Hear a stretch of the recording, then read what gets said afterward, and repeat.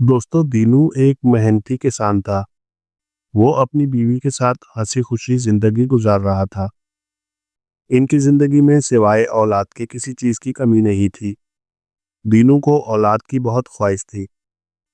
आखिर बड़ी दुआओं के बाद इनकी मुराद पूरी हुई और अल्लाह ने इन्हें एक बेटा दिया। मगर दोनों मियाँ बीवी इसे देखकर हैरान हो गए। बच्चा बहुत ही छोटा सा था, एक छोटी सी गुड़िया के बराबर। जिसने भी बच्चे को देखा तो यही कहा कि बच्चा बौना है। इसका कद ज्यादा से ज्यादा 2 या 3 फीट तक बढ़ सकेगा। और बस। दीनू बहुत मायूस हुआ और इसने बच्चे का नाम आना रख दिया। आना वाकई बहुत आहिस्ता आहिस्ता बड़ा होना शुरू हुआ। कुछ अरसे बाद दीनू के घर में एक और बच्चे की आमद हुई, लेकिन वो भी पहले की तरह बौना निकला। दीनू ने बजाय अल्लाह का शुक्र अदा करने के अपनी किस्मत को कोसना शुरू कर दिया और चिढ़कर दूसरे बेटे का नाम दो आना रख दिया। गांव में इसके दोस्तों ने दीनू को बहुत समझाया कि औलाद अल्लाह की दी हुई नेमत है, इसका शुक्र अदा करो, नाशुक्री ना करो। मगर दीनू हर वक्त अपनी किस्मत को बुरा कहता था। इसे फिक्र थी कि जब ये बूढ़ा हो जाएगा तो इसके खेतों में हल कौन चलाएगा, बुआई कौन करेगा और फसल कौन काटेगा। ये बौने बच्चे भला क्या काम करेंगे। वो इसी फिक्र में था कि अल्लाह ने इसे तीसरा बेटा भी दे दिया। वो भी अपने भाइयों की तरह बौना था। दीनू ने अपना सर पीट लिया और कई दिन तक वो घर से बाहर भी नहीं निकला। वो इस कदर चिड़चिड़ा हो गया था कि किसी से भी बात भी नहीं करता था। गुस्से में आके इसने अपने तीसरे बेटे का नाम खोटा आना रख दिया। वक्त गुजरता गया और ये तीनों आना, दो आना और खोटा आना जवान हो गए। तीनों 3-3 फीट के थे। इनके कद तो ना बढ़ सके, मगर अपनी शरारतों में, जहानत में और बेबाकी में वो तीनों यकता थे। वो अपने बाप का हाथ भी बटाते थे, खेतों में चौकीदारी भी करते थे। मगर दीनू किसान इनसे खुश नहीं था। इसे तो रह रहकर यही ख्याल आता था कि काश ये बच्चे मामूल के मुताबिक कद में पूरे और कड़ियल जवान होते। तीनों बौनों में एक एक खुसूसियात भी थी। आना जानवरों की आवाजें बड़ी उम्दा निकालता था और इनकी बोली भी समझता और बोलता था। दो आना तीर अंदाजी में माहिर था और आंख बंद करके निशाने पर तीर मारता था। खोटा आना हवा में उड़कर छलांग मारता और इसकी लात जिसे पड़ जाती इसका मुंह टेढ़ा कर देती थी। वो बस एक छलावा था। दीनू के खेत में फसल तैयार थी। इसने फसल कटवा कर मंडी में बेच दी और खुशी खुशी रकम लेकर घर आ गया। 4 डाकू दीनू की ताक में थे। उन्होंने रात को किसान के घर में डाका डालने का प्रोग्राम बनाया था और आधी रात को किसान के घर में दाखिल हो गए। किसान और इसकी बीवी सो रहे थे कि डाकुओं ने इन्हें लात मारकर उठा दिया। दोनों ने जब डाकुओं को सामने पाया तो बहुत घबराए। एक डाकू बोला, निकालो वो सारी रकम जो आज तुम मंडी से लाए हो। दीनू ने कहा, भाइयों, मैं बहुत गरीब आदमी हूँ। किसी रकम से पूरे साल गुजारा करना है, ये जुल्म ना करो। लेकिन डाकू तो फिर डाकू थे। उन्होंने किसान को मारना शुरू कर दिया। तीनों भाई यानी आना, दो आना और खोटा आना ये मंजर छुप कर देख रहे थे। आना किसान की छतरी में छुपा हुआ था। दो आना एक बाल्टी को उल्टी करके इसके अंदर बैठा था। खोटा आना ऊपर मचान पर रखे गद्दों और तकियों के दरमियान घुस बैठा था। एक डाकू के हाथ में बड़ी सी बंदूक थी। इसने बंदूक किसान की तरफ तान रखी थी और वो डाकू बराबर रकम का मुतालबा कर रहे थे। सबसे पहले दो आना ने बाल्टी को अंदर से बजाया। एक डाकू बोला, ये कैसी आवाज थी। दूसरा बोला, तुम्हारे कान बज रहे हैं। दो आना ने फिर बाल्टी बजाई। अब तो डाकुओं ने चारों तरफ देखा, लेकिन इन्हें कोई नजर ना आया। डाकुओं ने दीनू से पूछा, ये कैसी आवाज थी। दीनू ने कहा, भाइयों, मुझे क्या पता, शायद कोई जानवर होगा। इसी वक्त आना ने अपने मुंह से भेड़िए की आवाज निकाली। एक डाकू ने घबराकर अपने साथी से कहा, लो, बाहर भेड़िए आ गए हैं। दूसरे डाकू ने इसे गुस्से से झिड़क दिया और बोला, चुप बुज़दिल, मैं डरता नहीं हूँ, किसान ने कहा। यहाँ आधी रात को बहुत खतरनाक जानवर आते हैं, आप लोग भाग लें।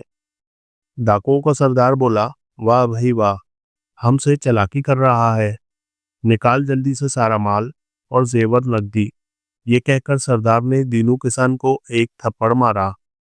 ये देखकर आना ने शेर की बड़ी गरजदार आवाज निकाली, जिसे सुनते ही डाकुओं के हाथ पांव फूल गए। वो घबराकर एक दूसरे की तरफ देखने लगे। इसी लम्हे खोटा आना, जो मचान पर बैठा था, जस्ट लगाकर बंदूक वाले डाकू पर कूदा और एक जोरदार लात इसके मुंह पर रसीद थी। डाकू के हाथ से बंदूक छूट गई और वो अपना जबड़ा पकड़कर दोहरा हो गया। किसान ने झपट कर बंदूक उठा ली और चारों डाकुओं पर तान ली। खोटा आना एक बार फिर हवा में उड़ता हुआ आया और अपनी दोनों लातें इसने डाकुओं के सरदार के मुंह पर जमा दी। वो एक कोने में जा गिरा। एक डाकू ने आवाज लगाई, भागो, और वो सब भाग निकले। किसान ने इत्मीनान का सांस लिया और जिंदगी में पहली मर्तबा अपने बच्चों की तरफ मुस्कुराकर देखा। खोटा आना ने बाप की तरफ देखकर कहा, अब्बा, हम रेजगारी ही सही, लेकिन बड़े काम की रेजगारी है। किसान बोला, बच्चों, आप सो जाओ, लेकिन तुम्हारे लिए एक खबर है, खैर वो सुबह सुनाऊंगा। तीनों आने जिद करने लगे, नहीं नहीं, वो क्या खबर है, अभी सुनाए।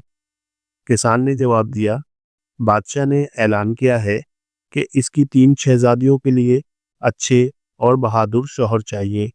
वहाँ बड़े ज़बरदस्त मुकाबले होंगे। तुम लोग भी जाकर किस्मत आजमाई करो। तुम तीनों ने उल्टे सीधे काम सीख रखे हैं, मुमकिन है कोई बात बन जाए। तीनों भाई बड़े खुश हुए और कहने लगे, हम लोग सुबह होते ही रवाना हो जाएंगे। खोटा आना बोला, हो सकता है वो तीनों शहजादियां हमारे ही नसीब में लिखी हो।